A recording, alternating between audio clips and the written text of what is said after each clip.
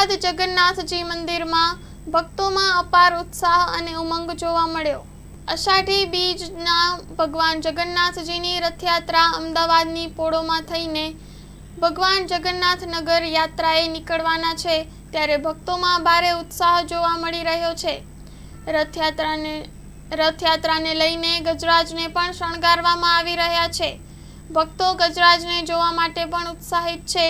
પોતાના હાથે ગજરાજને ગોળ ખવડાવી રહ્યા છે અને આશીર્વાદ લઈ રહ્યા છે। ભગવાન જગન્નાથજીના રથ જ્યારે જગન્નાથ મંદિરમાં પ્રાંગણમાં રાખવામાં આવ્યા છે, ત્યારે ભક્તો રથનો સ્પર્શ કરી ધન્યતા અનુભવી રહ્યા છે।